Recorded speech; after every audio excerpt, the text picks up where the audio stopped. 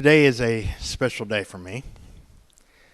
Lee and I were not married legally until January 24th, 2011. So this upcoming year will be 10 years for us. But 10 years ago today, we committed to each other for now and forever.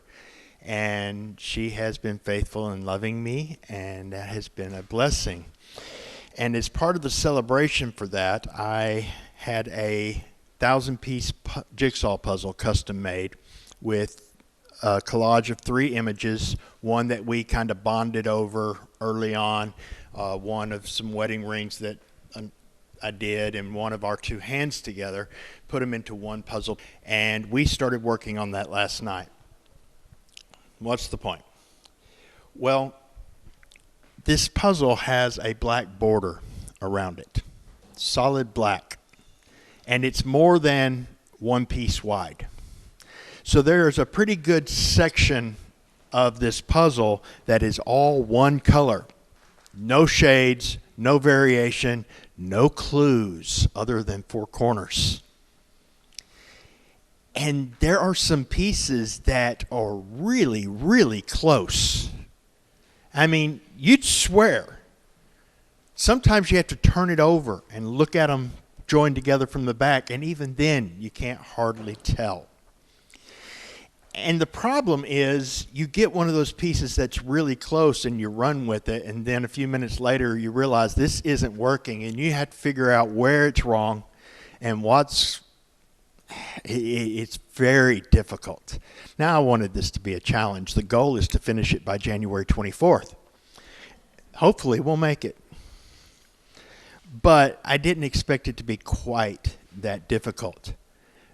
But then there are sections that are going a little bit faster because we did get the right pieces in, and we were able to join other pieces, and it started working, and we got out of that all one color area. And then there's some little clues. There's pieces here and there that you can kind of, oh, well, that has to go in this section over. Yes, that fits. And the more pieces you get right, the more clear the picture is, the fewer choices that you have to make. Well, maybe not. No, it has to go here. And it all comes together. Well, we started with a clear picture. It's on the box. I took the photos. I know what they look like.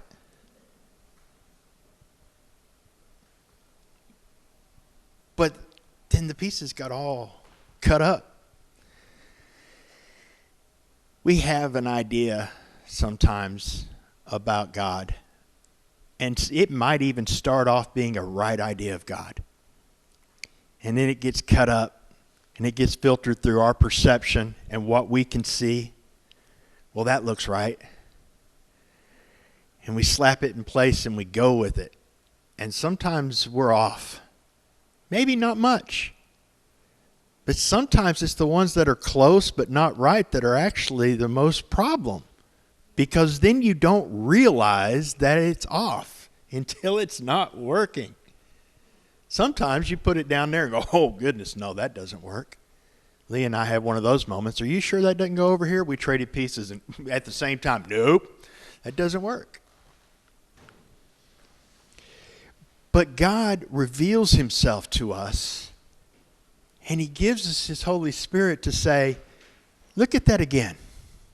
Look at that again. Those pieces, there's a little bit of a gap there between what you're thinking and what you're perceiving and the reality of the picture of who I am. Try this. Try that. And the more we seek him, and the more we listen to the guidance of the Spirit, help us to put those pieces in place, the better our understanding of God becomes. And those pieces begin to fit together.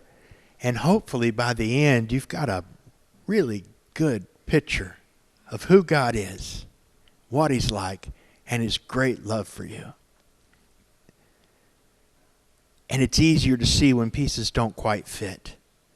And it's easier to hear the Spirit say, that's not it. That's That's not me.